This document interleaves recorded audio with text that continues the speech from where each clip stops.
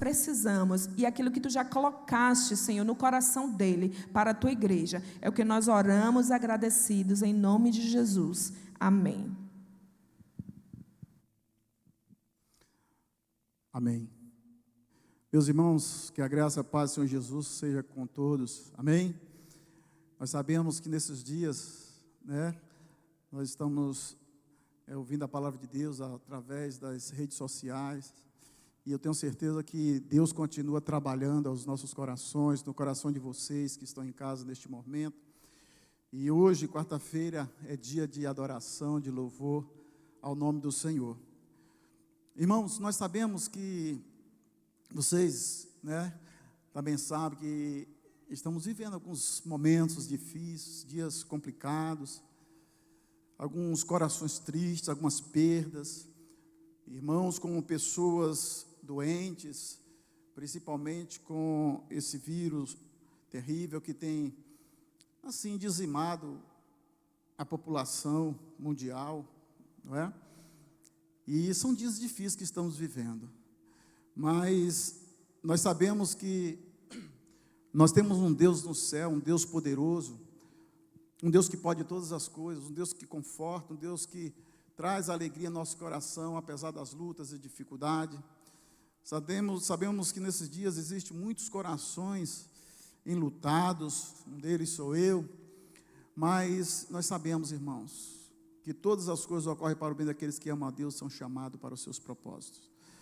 Quero nos alegrar, juntamente com os irmãos, pela recuperação de alguns irmãos, como já foi falado aqui nesta noite, o nosso pastor, a sua esposa, a irmã Ana, e outros irmãos que Deus tem restabelecido sua saúde, e outros que não chegaram a esse porque Deus quis tomar para si esta pessoa, ou Ele permitiu que isso acontecesse. Mas, irmãos, nós não vamos parar na caminhada. Não é vírus, não é problemas, não são dificuldades, não são as lutas que vão nos fazer parar diante do que nós estamos vivendo. Porque maior é o que está conosco do que os que estão no mundo. E Jesus está conosco. Eu quero convidar vocês que abram suas Bíblias aí no livro de Atos, no capítulo 8, vamos ler até do 1 ao 8, e nós vamos estar falando, irmãos, um pouquinho sobre as oposições do mundo, enfrentando as oposições do mundo, enfrentando os problemas que o mundo tem colocado diante de nós. E nós sabemos, queridos, que são dias que, como eu falei, em que estamos passando algumas oposições, algumas dificuldades, alguns problemas, mas vamos ficar cientes de que esse momento não é só agora, não são só esses dias, não são esse ano e alguns meses que já se passaram por causa da Covid-19, mas pelas lutas que nós enfrentamos e algumas perseguições que a igreja também enfrentarão e a que estamos enfrentando no tempo presente. A Bíblia diz assim, em Atos 8, do versículo 1 a 8, e naquele dia levantou-se grande perseguição contra a igreja em Jerusalém, e todos, exceto os apóstolos, foram dispersos pelas regiões da Judeia e Samaria. E alguns homens piedosos sepultaram Estevão e fizeram grande pranto sobre ele. Saulo, porém, assolava a igreja, entrando pelas casas, arrastando homens e mulheres, encerrava-nos nos cárceres. Entrementes, os que foram dispersos iam por toda parte pregando a palavra de Deus. Filipe, descendo a cidade de Samaria, anunciava-lhe a Cristo. As multidões atendiam unânimes as coisas que Filipe dizia, ouvindo-as e vendo os sinais que ele operava. Pois os espíritos imundos de muitas pessoas possessas saíam gritando em alta voz, e muitos paralíticos e coxos foram curados. E houve grande alegria naquela cidade. Deus, muito obrigado pela tua palavra, Pai. Fala aos nossos corações nessa noite de uma forma, Deus, tremenda, para que o Teu Espírito Santo, Deus, seja glorificado, para que o nome do Senhor Jesus seja glorificado em nossas vidas. Enfrentando as oposições que o mundo oferece. Irmãos, como nós, servos de Deus, podemos nos posicionar diante das perseguições. A Bíblia diz que os que esperam no Senhor renovarão as suas forças, subirão com as asas como águia, correrão e não se cansarão, andarão e não se fatigarão. Isaías 40:31. Irmãos, as águias se colocam acima dos ventos, das tempestades, com auxílio de duas asas, não é verdade? Ela tem duas asas para voar, para estar acima das tempestades, das turbulentas ondas de vento que virão sobre elas. E, queridos, do mesmo modo, o posicionamento do cristão diante das adversidades deve se equilibrar, irmãos, nós sabemos que nós, como servos de Deus, temos que ter consciência disso. Devemos nos equilibrar sobre duas promessas bíblicas. As águias, elas voam alto, elas voam acima da tempestade, acima dos ventos revoltos, para conseguir tranquilidade. Quando não, ela tem que enfrentá-los. E por isso, nós também, irmãos, vamos nos equilibrar em duas promessas, sobre duas asas, duas asas que nós devemos nos equilibrar, sobre as promessas, duas promessas principais que a Bíblia nos mostra. A Bíblia nos diz assim: todos que querem viver piamente em Jesus Cristo, padecerão perseguições. Essa é uma das promessas. Todos que querem viver piamente em Jesus Cristo, padecerão perseguições. Irmãos, quem fala isso é a palavra de Deus. Isso está escrito em Timóteo, 2 Timóteo 3,12. A outra promessa, irmãos, está escrita em Romanos 8:28, que diz: todas as coisas ocorrem para o bem daqueles que amam a Deus e são chamados para os seus propósitos. Todas as coisas ocorrem para o bem. E isso são promessas, está escrito na palavra de Deus. E as duas promessas foram feitas, irmãos, por um Deus verdadeiro, e que significa que elas verdadeiramente se cumprirão em nós, aqueles que servem de fato ao Senhor Jesus. E nós, irmãos, sabemos disso, e nós devemos pautar a nossa vida cristã baseado nessas duas hastes, nessas duas asas, nessas duas promessas feitas pela palavra de Deus. E por isso nós precisamos saber se nós estamos de fato preparados para assumirmos esse papel de cristão verdadeiros em Cristo, e estamos debaixo, aceitando essas promessas bíblicas, que aqueles que querem viver em Cristo, vivendo piamente, haverão de passar por algumas lutas e algumas dificuldades. Essa nós não podemos nos esquivar ou sair. E a outra, irmãos, é que todas as coisas, não algumas coisas, tudo que nós fizermos, que vivemos aqui nesta terra, de bom ou de ruim, a Bíblia diz que todas as coisas ocorrem para o bem, para o nosso bem como servo de Deus. Se você ou eu, se nós como cristãos, estamos passando por lutas e tribulações, pode ter certeza que são coisas que ocorrem para o bem daqueles que amam a Deus. E se vocês, irmãos, estão passando por algumas lutas e perseguições, eu quero dizer para você que a Bíblia diz para nós que nós haveríamos de passar por essas perseguições, haveríamos de padecer as perseguições, senão não seríamos cristãos. Irmãos, e agora está um grande fato: será que nós estamos preparados para vencer as oposições? Irmãos, a primeira certeza que você tem que ter no seu coração é que você haverá de passar por essas aflições. Nós sabemos que existem momentos alegres em nossas vidas, Deus nos abençoa, Deus tem derramado sua graça sobre nós, a salvação recaiu sobre nós, Jesus nos alcançou com o seu sangue, nos tornou herdeiro de Deus, co-herdeiro dele, através da sua morte e sua ressurreição. Mas ele disse: vocês haverão de passar perseguições. Todas as coisas que passarem pela vida de vocês, de bom e de ruim, servirão para vocês, serão bom para vocês, porque eu sei do que vocês precisam. Irmãos, eu com mais ou menos, eu creio que eu estava com uns, mais ou menos 1 ano e meio de convertido, e me deram um livro para eu ler, que esse livro, por causa, assim, desses dias que nós estamos passando, eu voltei a ler ele novamente, que é escrito, eu não sei se foi escrito por ele, mas a história dele é Richard Rembrandt, Torturados por Amor a Cristo. Esse livro, na primeira vez que eu li nos anos ali de 89 para 90, ainda muito novo, meus 10, 11 anos, e eu li aquele livro me deu um desejo tremendo no coração de fazer a obra de Deus e não temer as perseguições. Isso era o ano de 45, 48, logo quando começa a Segunda Guerra Mundial, né?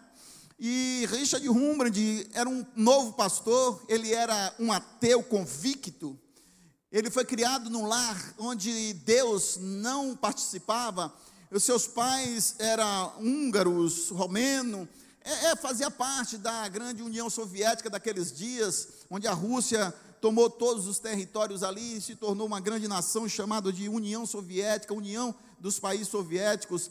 E a Romênia, a Hungria e muitos outros países ali foram também fazer parte desse bloco soviético. E queridos, e Richard Rembrandt, ele conta a história dele desde o início, como ele se converteu, como ele se chegou a servir ao Senhor. Ele não cria em Deus, mas ele sentia um grande vazio na sua alma, dentro de si, desde os 12 anos, quando seus pais morreram. E ele diz que entrava em algumas igrejas, mas Deus não falava com ele. Ele entrava nas igrejas católicas, nas igrejas protestantes, luteranas, batistas, e Deus não falava com ele, ele orava. Um dia ele entrou numa igreja batista, e lá dentro ele viu alguns irmãos ajoelhados, fazendo algumas orações, e ele começou a orar. E a oração dele: Deus, eu sei que você não existe, e eu tenho certeza que você não existe, mas se você existir, me faz entender ou crer que você de fato existe.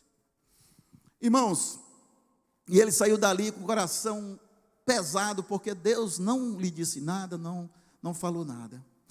E existia ali no país umas montanhas altas, onde tinha um velho cristão, já com 90 anos, e ele já não podia mais sair para evangelizar, para falar do amor de Cristo.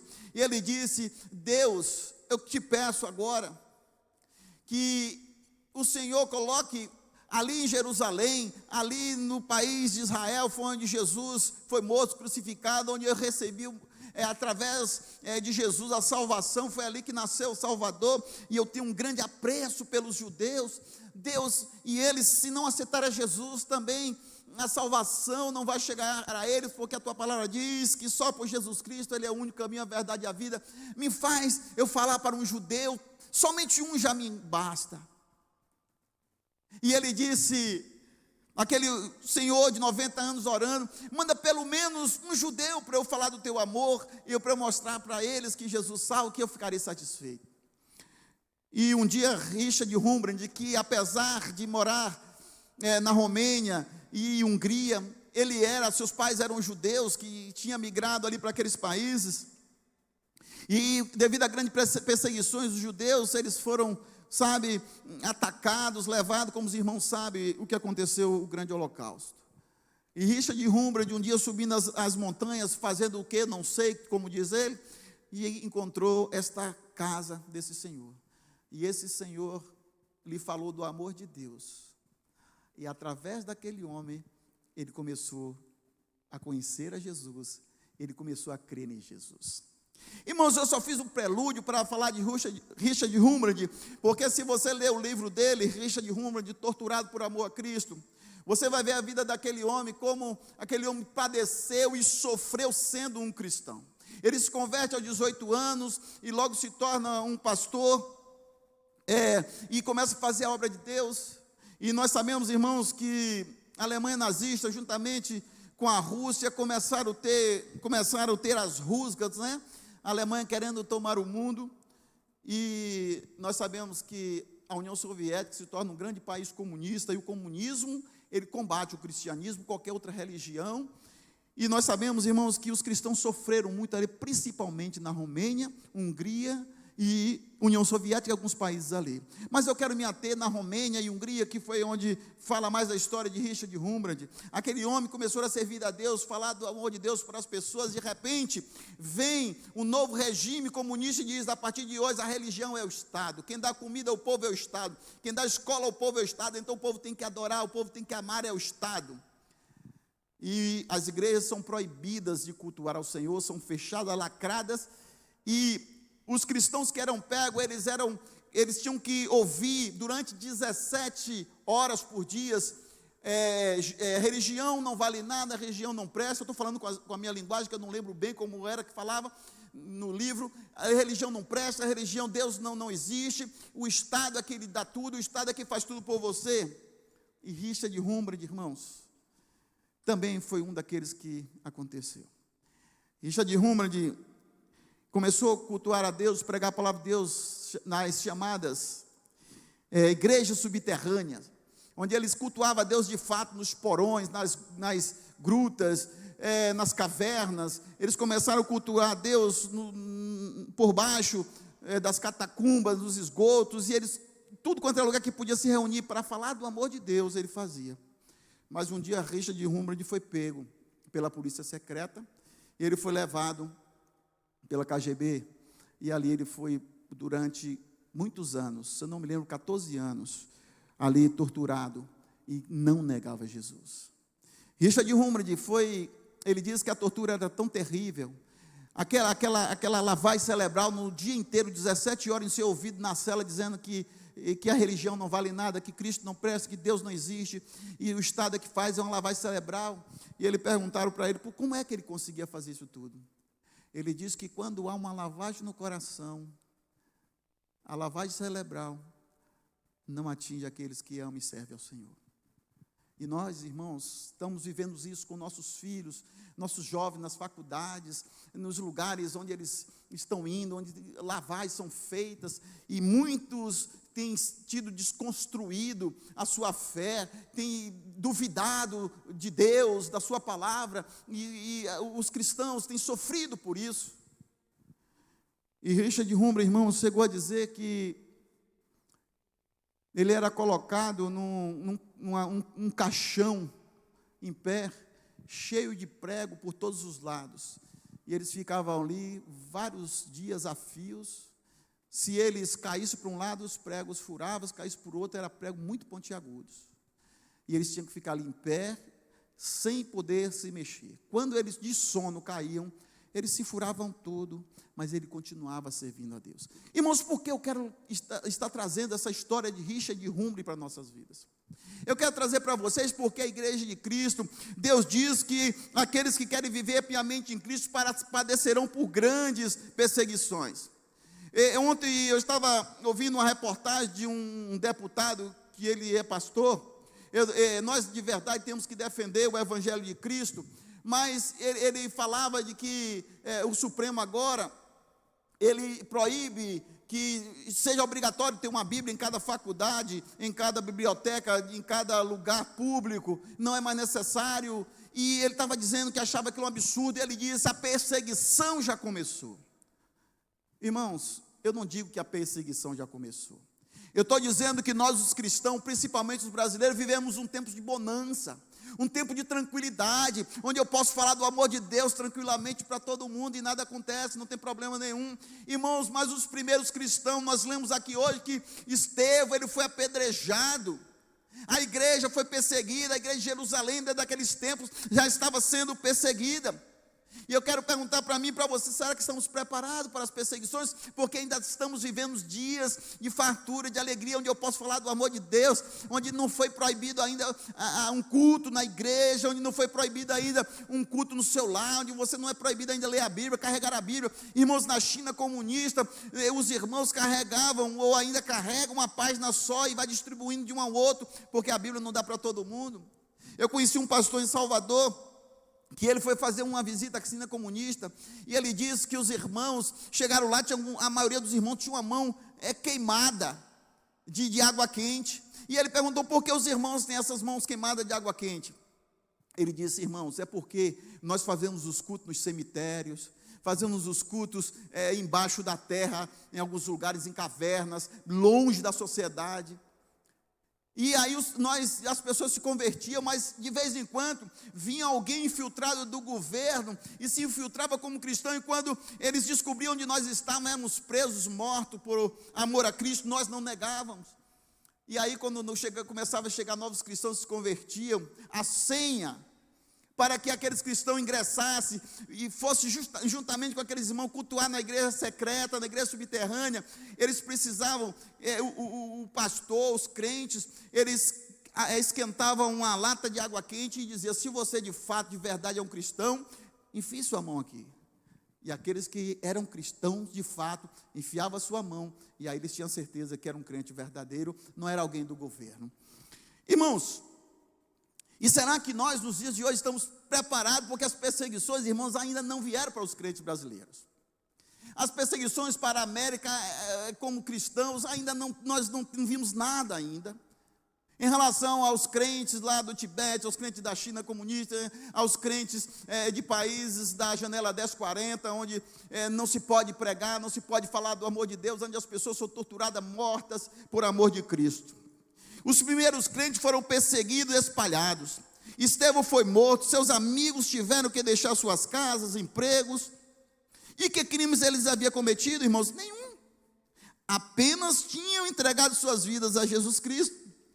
A verdade é que existe uma grande batalha sendo travada em meio aos cristãos e aquele seu grande inimigo. Há dois exércitos combatendo sobre a face da terra.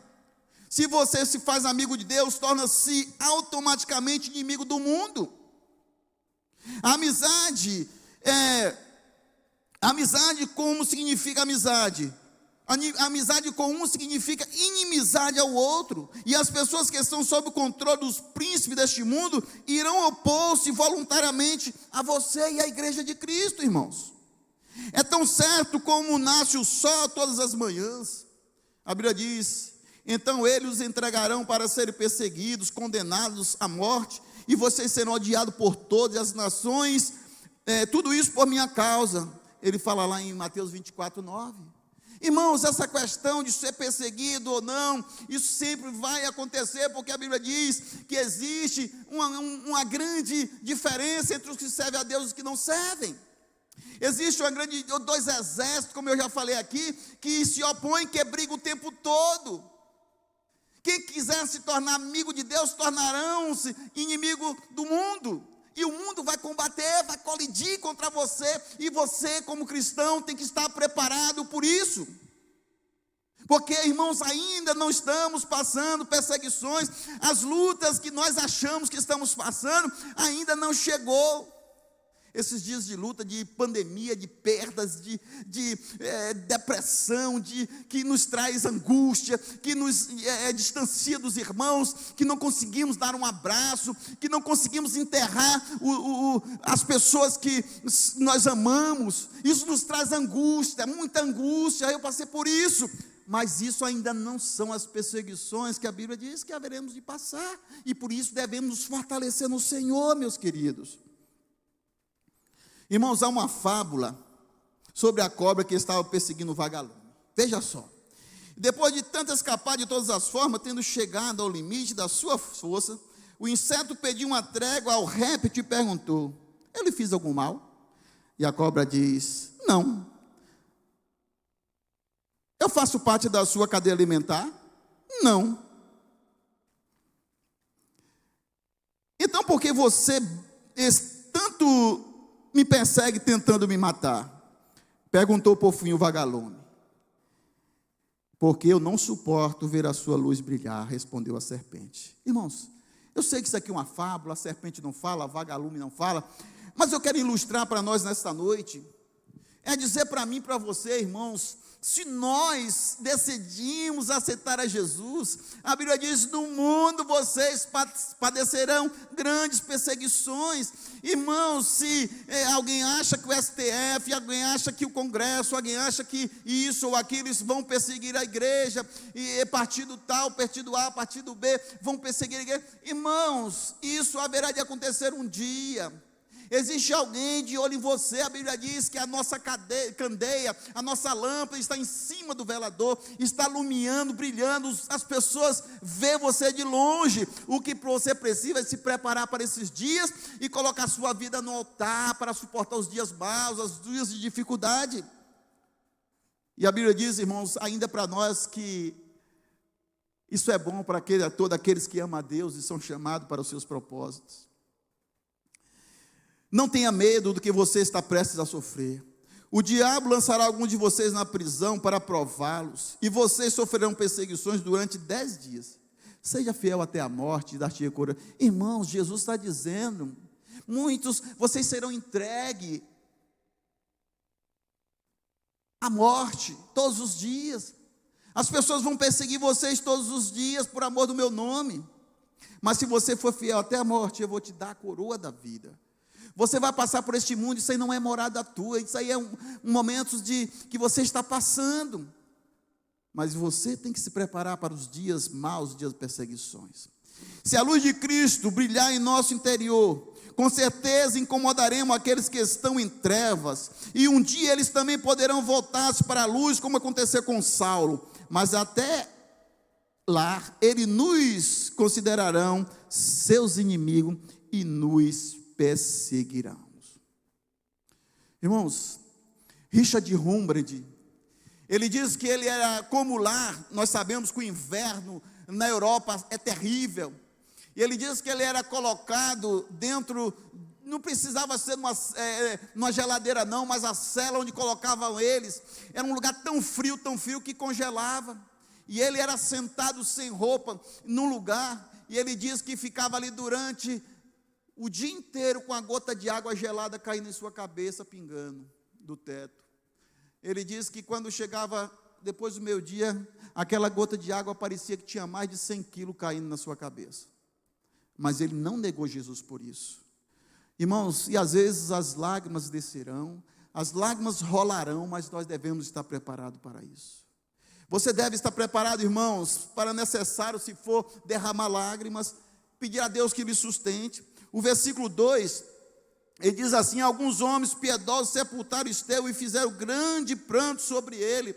E nós sabemos que nesses dias que estamos passando, principalmente, haveremos de derramar algumas lágrimas, mas temos que nos portar ao Senhor, estar com os nossos olhos em Cristo. Jesus é o nosso farol, é nele que nós confiamos, é ele que nós temos que seguir, e não temermos as perseguições que o mundo irá lançar contra nós. Irmãos, não há perseguição sem choro. E embora a vida não seja um vale de lágrimas, lágrimas fazem parte da vida. Assim como os homens piedosos sepultaram Estevão, nós também enfrentaremos dias difíceis. Entretanto, o nosso Salvador também chorou, e Ele sabe como nós nos sentimos. A Bíblia diz que preciosa é a vista do Senhor a morte dos seus santos, mas isso não é tudo. Jesus prometeu que enxugará dos nossos olhos toda lágrima. Deserto, irmãos, são um lugar de tenda e não de casas. A tenda, ela é feita e é desmontada para você continuar na caminhada. Quando nós fazemos casa de tijolo, de alvenaria, é porque estamos dizendo, nós vamos ficar aqui por um bom tempo, ou vamos morar aqui até o resto da vida. Mas tenda não, tenda é para você montar. Quando você fizer aquilo que você deveria fazer naquele lugar, você desmonta, arruma tudo e vai embora. E nós, como servos de Deus, aqui neste mundo, estamos fazendo tendas. Nossa morada é no lar celeste. É lá que Deus vai enxugar dos nossos olhos, dos teus olhos, todas as lágrimas que você tem derramado aqui neste mundo cruel. A Bíblia diz que é preciosa a vista do Senhor na morte do seu santo. Irmãos, e nós sabemos que Deus, Ele está conosco, Ele cuida de nós. Prepare-se, prepare nesses dias. E em dia de oposições devemos estar prontos para anunciar o Evangelho de Cristo. Irmãos, no versículo 4, a Bíblia diz assim: Entretementes, os que foram dispersos iam por toda parte pregando a palavra de Deus. Irmãos, está doendo, está difícil, as lágrimas estão correndo. Nós devemos continuar pregando a palavra de Deus. Os discípulos, aqueles homens onde eles iam sendo perseguidos, eles falavam do amor de Deus. Porque a Bíblia diz que quanto esse evangelho não for pregado em todos os reinos, línguas, nações, o Senhor não voltará. E para apressarmos a vinda de Cristo, precisamos pregar, falar do amor de Deus, onde nós estivermos. Porque até então, Jesus não voltará enquanto a última pessoa não ouvir a palavra de Deus. Por isso, apesar das lutas, apesar dos choros, das dificuldades, pregue, mostre ao mundo que Jesus é o Salvador. Alguns homens piedosos sepultaram o Senhor e fizeram por causa dele grande lamentação. Os cristãos de Jerusalém se tornaram perseguidores, e então se tornaram refugiados também, e então se tornaram missionários também. E eles, irmãos, não tinham ensino teológico formal, não. E na sua maioria não havia convivido com Jesus, não. Entretanto, foram pessoas que Deus usou para espalhar o evangelho pelo mundo. E é possível que a atividade evangelística daqueles crentes consistisse simplesmente em aproveitar a curiosidade dos seus novos vizinhos. Mas aproveitar é a palavra-chave. Irmãos, seja quais forem nossas circunstâncias, precisamos estar sempre prontos para dar o nosso testemunho e compartilhar da nossa fé para aqueles que ainda não conhecem. E por causa da sua fé, irmão, Paulo foi muitas vezes perseguido e preso. E ao invés de se queixar, ele sempre aproveitou essa oportunidade para testemunhar. Preso em Filipos, evangelizou o carcereiro. Preso em Cesaré, evangelizou o rei Agripa. Acorrentado a bordo do navio no meio da tempestade, evangelizou os passageiros. E lembre-se, você é um púlpito a partir do qual Deus está pregando seus sermões. Não se envergonhe do Evangelho de Cristo, porque Ele é o poder de Deus para a salvação de todos aqueles que crerem. Irmãos, a questão não é as perseguições que virão sobre nós, não. Elas sempre farão parte da vida daqueles que desejam viver uma vida consagrada. A questão é como nós enfrentaremos. Porque a Bíblia diz que todas as coisas ocorrem para o bem daqueles que amam a Deus. E irmãos, talvez você esteja se desesperando. E nesse exato momento, com algumas perseguições, ameaça, calúnia ou injustiça. Deus está lhe dando o privilégio de unir-se aos mártires, aos refugiados. Interceda por eles. Procure imitar a sua disposição em fé.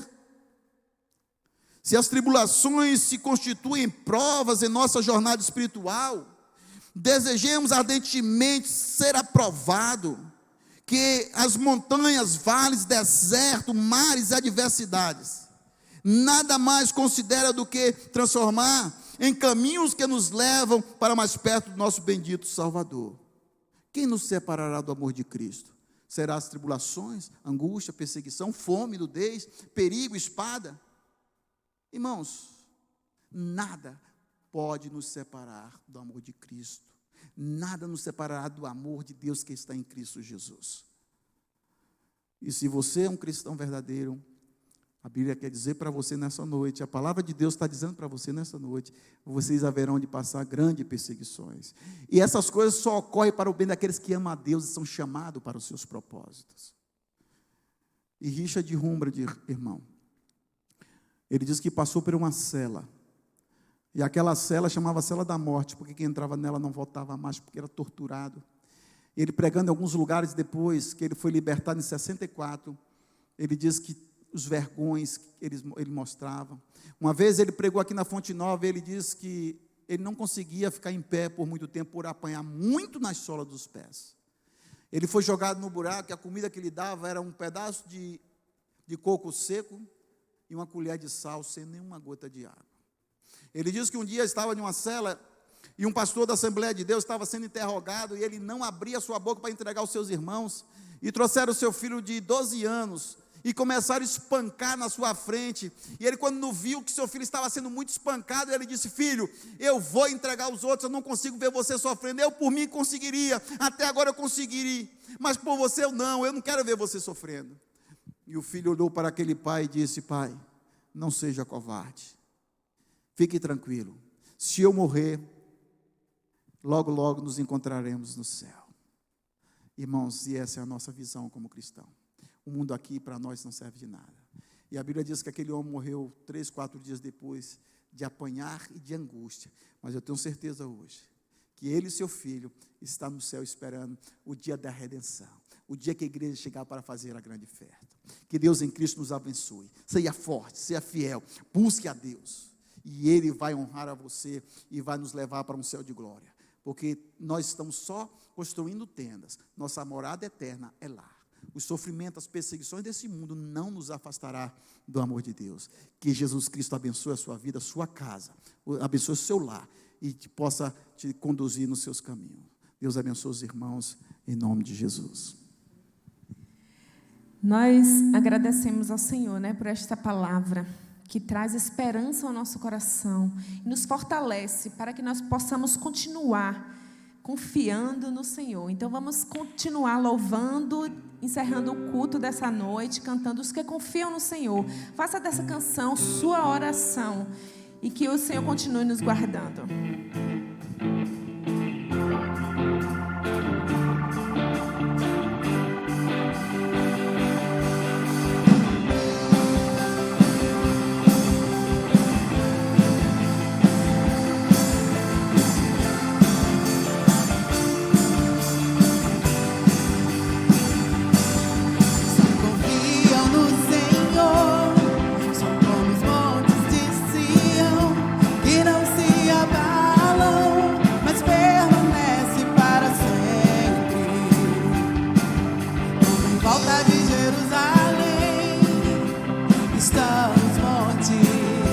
Assim é o Senhor em volta do seu povo, autoridade e poder, o domínio em suas mãos. Pois o Senhor é Deus, o Senhor é Rei dos povos. Cale-se diante dele a terra, dobre os joelhos, ergam as mãos. Pois o Senhor é Deus, o Senhor é Rei dos povos. Sem Jesus não dá, não dá. Sem Jesus não dá pra viver, não dá. Sem Jesus não dá pra viver, não dá. Sem Jesus não dá, não dá. Sem Jesus não dá, não dá. Sem Jesus não dá pra viver, não dá. Sem Jesus não dá pra viver, não dá. Os que confiam no Senhor são como os montes de Sião, que não se abalam, mas permanecem para sempre. Como em volta de Jerusalém estão os montes. Assim é o Senhor em volta do seu povo, autoridade e poder, o domínio em suas mãos. Pois o Senhor é Deus, o Senhor é Rei dos povos. Cale-se diante dele a terra, dobre os joelhos, ergam as mãos. Pois o Senhor é Deus, o Senhor é Rei